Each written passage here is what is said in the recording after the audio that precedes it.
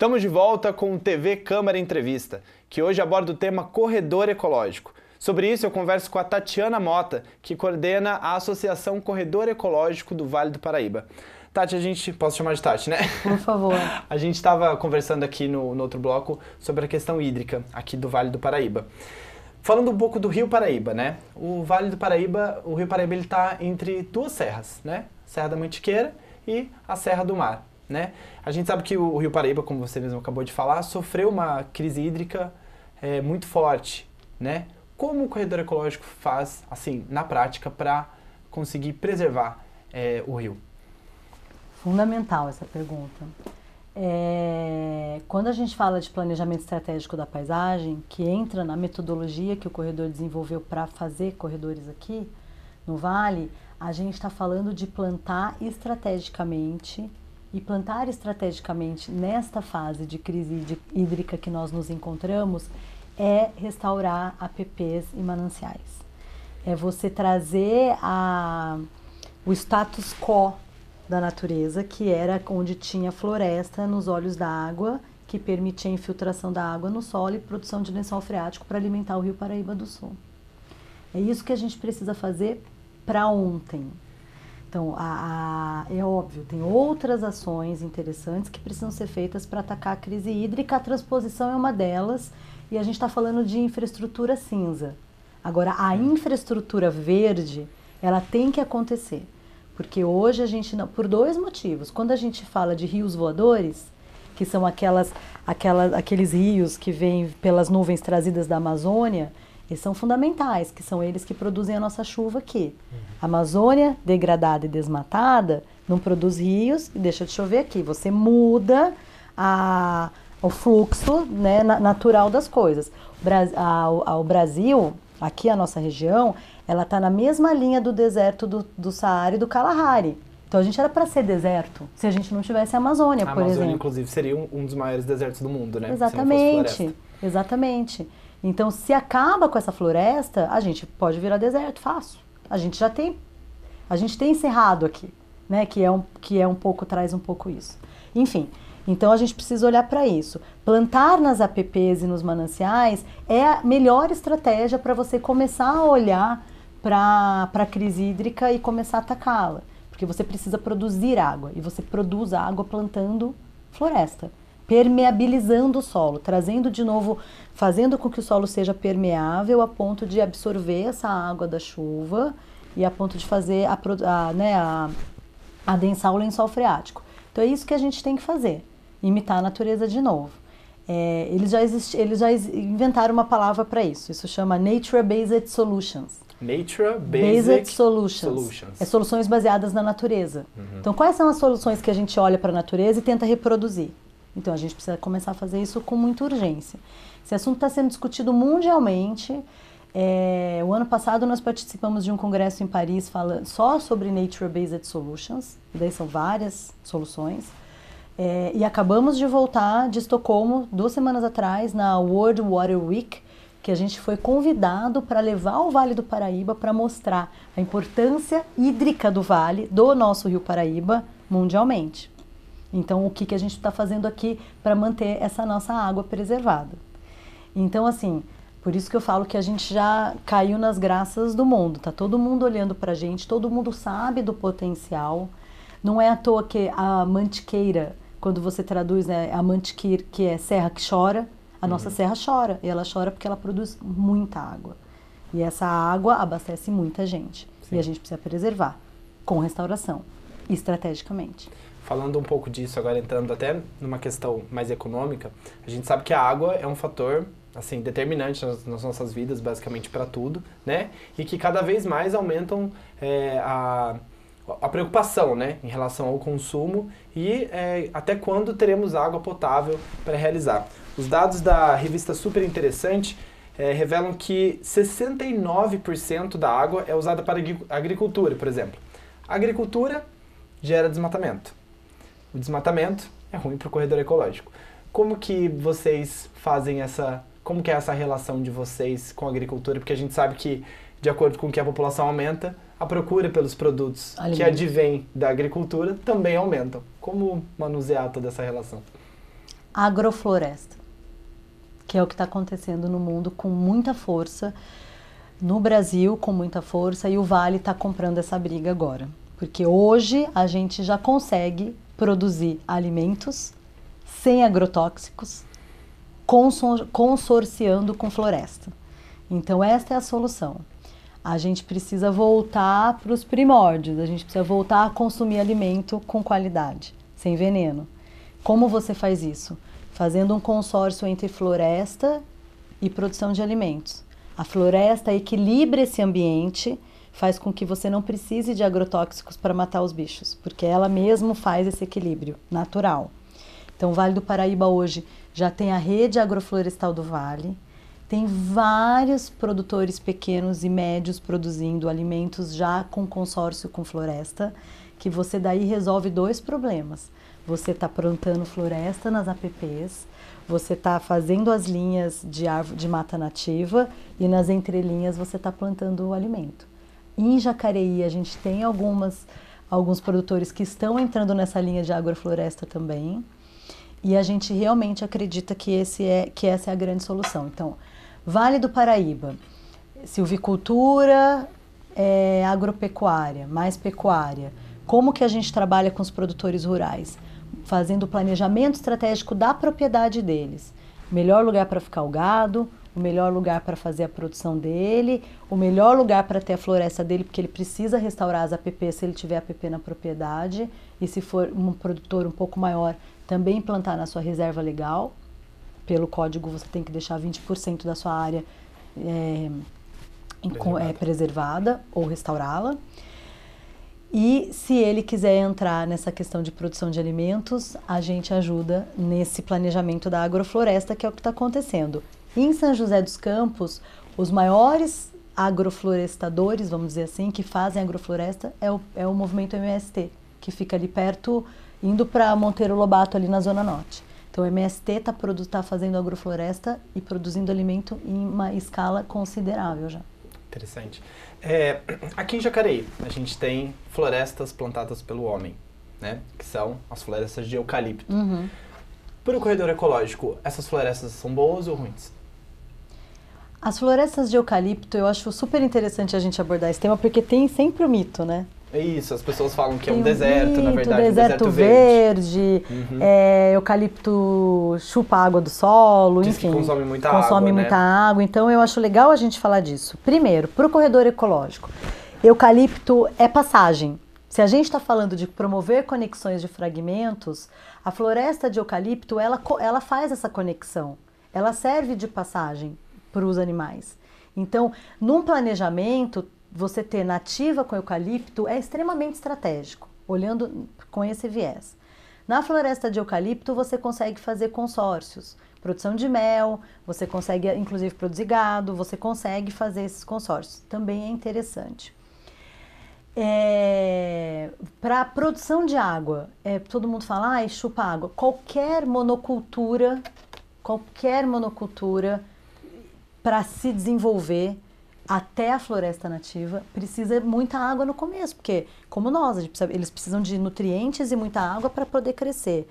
A floresta nativa usa muito mais água do solo no começo no seu crescimento do que o próprio eucalipto, porque ali você está falando de várias espécies, cada uma puxando água de diferentes formas. O eucalipto é uma espécie só. Uhum. Então, é um mito você falar que chupa mais água o eucalipto do que floresta nativa.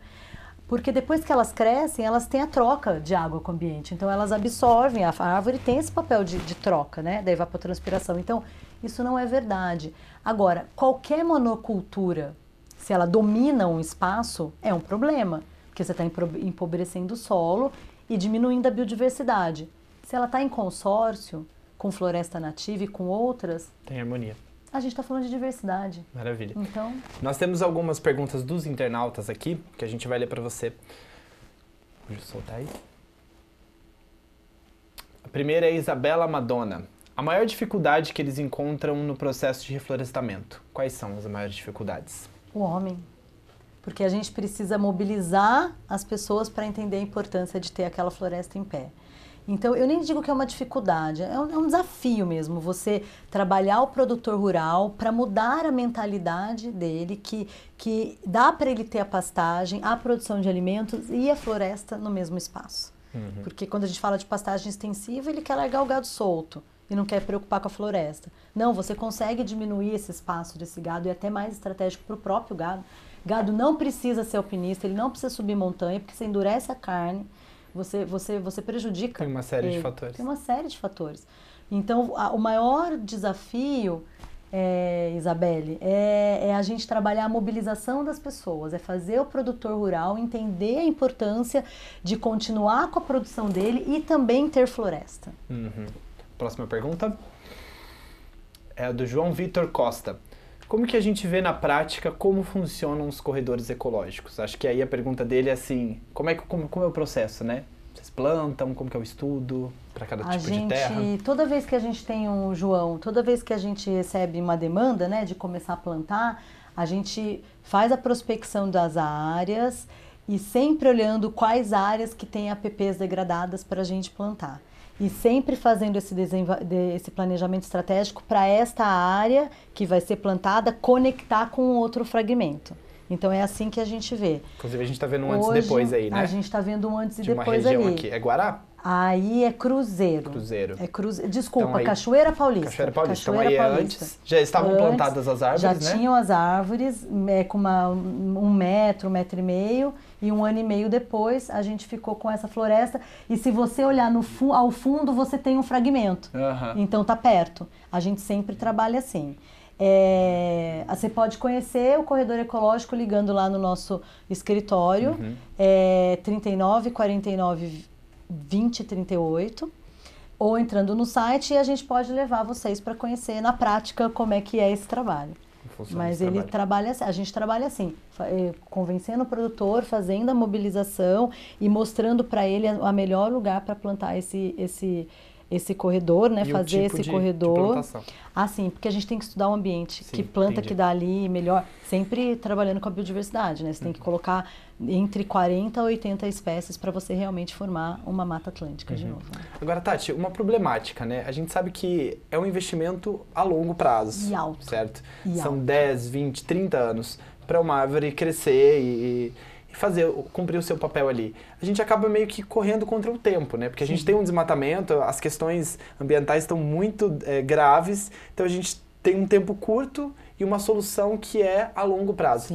O corredor ecológico é realmente a melhor maneira de restaurar a natureza e ter, mesmo que seja esse investimento a longo prazo, ele ainda é a melhor solução?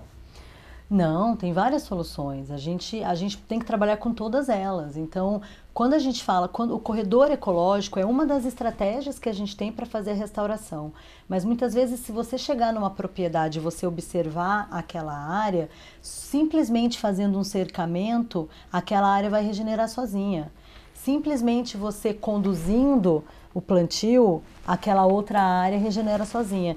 Então, a Associação Corredor Ecológico, ela não só faz restauração, ela também analisa essas outras formas de restauração que derrubam o custo, que faz com que essa restauração fique mais barata, porque ela é cara.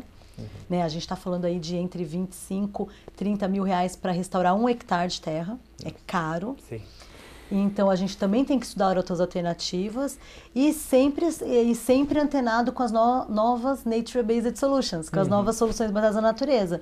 Porque, às vezes, você fazer um puleiro ou fazer uma nucleação, você consegue ter uma restauração espontânea ali. Então, você não necessariamente precisa restaurar 100% a área. Precisa estudar a área, mas sempre tendo um planejamento disso. O que a gente bate na tecla, e daí para encerrar, né, eu acho que é importante não se pode sair plantando assim, sem entender o ambiente e sem entender o melhor lugar para colocar essa árvore.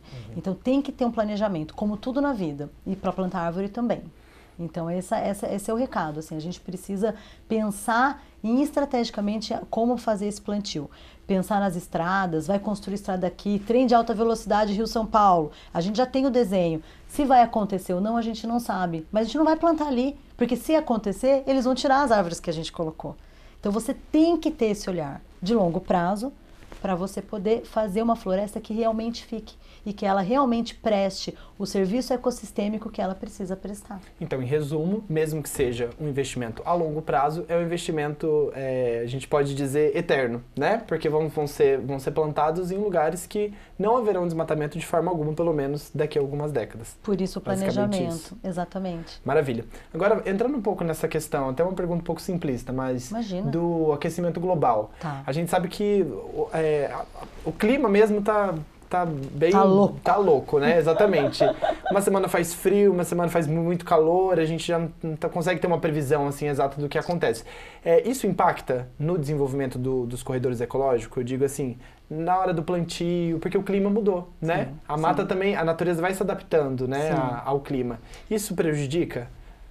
Então, a gente tem que estar atento ao clima. Então, você não pode plantar num período de seca, porque você vai... Falar que vai perder 100% o plantio é um exagero, mas esse plantio novo vai sofrer muitas consequências e você vai perder dinheiro. Então você tem que ser muito estratégico. Naturalmente, com o clima sem estar louco, período de plantio é de setembro a março, que é o período de chuva, que é quando começam a estação de chuvas. Na crise hídrica, a gente ficou sem essa chuva. 2011, 2012, 2013, a gente não teve essa chuva. O Corredor Ecológico não plantou uma árvore. Então, a gente precisa ter também essa sensibilidade. Então, lá no nosso escritório, além de engenheiros ambientais, as nossas técnicas são técnicas em meteorologia. Porque você tem que estar olhando o tempo para saber se vale a pena plantar naquela época que você decidiu. Então, tudo é planejamento, tudo é estratégico. E aí, em casos como esse, que nós tivemos a crise hídrica, vocês acabaram passando um tempo sem plantar. Sim. Isso atrasa o processo ou já são desenvolvidos outros processos que vão recompensar esse tempo perdido? Atrasa. No nosso caso, Corredor Ecológico especificamente, a gente ficou 2 anos e meio, quase 3, sem plantar. Complicado, né? E a gente daí trabalhou comunicação, a gente trabalhou muito essa mobilização social, trazendo as pessoas para entender. Enfim, não ficamos parados, obviamente, mas a gente trabalhou muito essa sensibilização da sociedade, foi bem na época da transposição, as audiências públicas estavam acontecendo, a gente teve um papel muito importante nesse processo de discutir a transposição do Paraíba, que isso não pode parar, a gente precisa trabalhar a sociedade. Agora, a meta fica prejudicada, porque a meta do corredor hoje, né, do planejamento do corredor, é plantar 6 mil hectares no Vale do Paraíba, Porção Paulista, para reconectar 150 mil. Então, você tem aí um gap de 2 anos e meio, então você tem que correr atrás. Mas o mundo está assim, e a gente precisa também se adequar. O que a gente não pode é não planejar e não desenhar de forma estratégica esse plantio, senão certamente tudo que a gente fizer agora, a gente vai perder nos próximos 10 anos. Tati, a gente está, como você falou, ganhando notoriedade não só no Brasil, mas no mundo. Estamos atraindo os olhos dos ambientalistas para cá, para o Vale do Paraíba. Como que a sociedade está educada aqui no Vale? Tá boa? Tá ruim? Precisa educar mais? Como é que tá? Educação é sempre fundamental. Eu sou muito otimista. Eu acho que, falando dos produtores rurais, que são as pessoas que dão as suas terras para a gente plantar, né, vamos dizer assim, a gente precisa deles e depende deles. Esses produtores, desculpa te interromper, eles são grandes ou pequenos? Geralmente, o Vale é 80% pequeno produtor. Médio tem grandes, mas 80% são pequenos. Esse trabalho de sensibilização deles está muito avançado. Isso está muito interessante.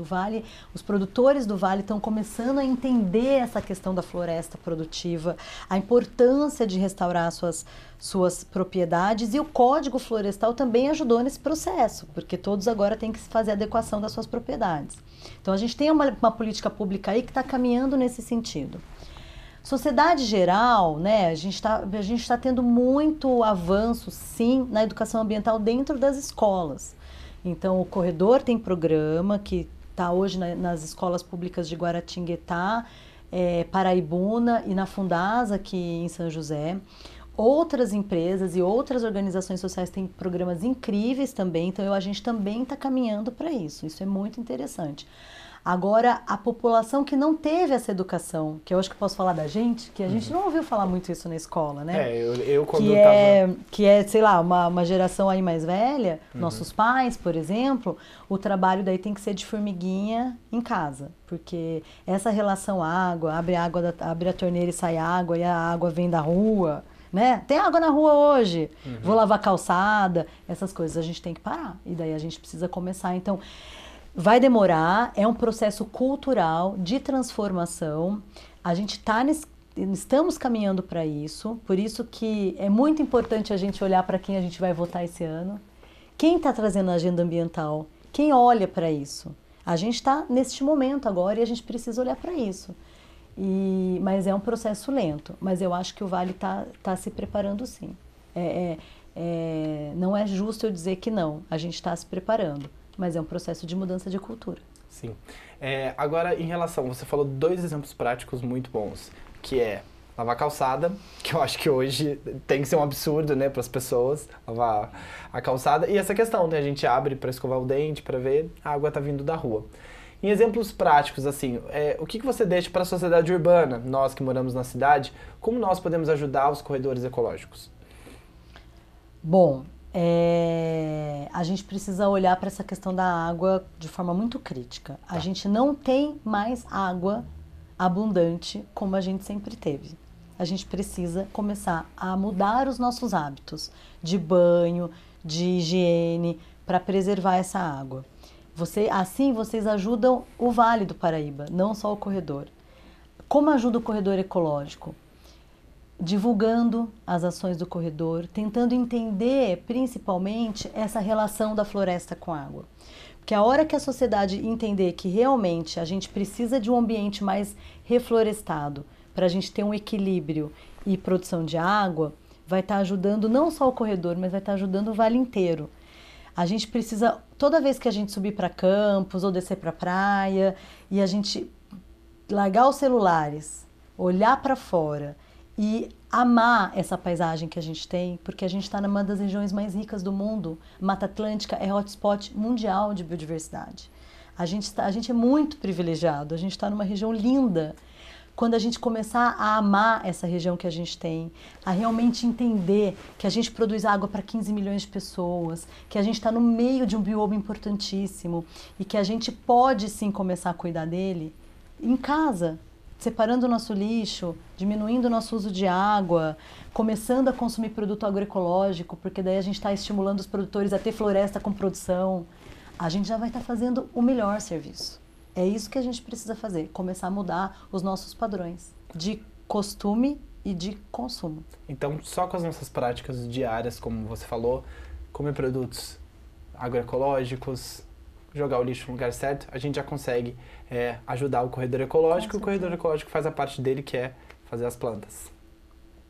Muito bem. Tati, muito obrigado pela sua entrevista. Foi um prazer ter você aqui, esclarecendo toda essa questão do meio ambiente, e parabéns pelo trabalho, né? A gente espera que daqui a 20, 30 anos a gente consiga ver todos esses resultados, né? Quero ver todo mundo lá com a gente. A gente vai fazer um plantio simbólico, a gente vai levar todo mundo lá. Maravilha. Muito obrigada pela oportunidade, estou sempre à disposição e venham conhecer o corredor. A gente fica lá dentro da Univap. Fala pro pessoal aqui, ó, na câmera. A gente fica dentro da Univap, na incubadora tecnológica, e o nosso site é www.corredordovale.org.br. Estou esperando vocês lá. Novamente, Tati, muito obrigado pela sua presença. Imagina, eu que agradeço. Este foi o TV Câmara Entrevista de hoje, onde falamos sobre o meio ambiente e os corredores ecológicos no Vale do Paraíba. Para você rever este programa, acesse o nosso canal no YouTube, youtube.com/TV Câmara Jacareí, e curta, comente, compartilhe a nossa página no Facebook, facebook.com/TV Câmara Jacareí. Por lá também você pode sugerir temas que você gostaria de ver sendo pauta aqui no programa. Continue ligado na TV de Jacareí, a TV pública da cidade. Eu te vejo no próximo encontro. Até lá!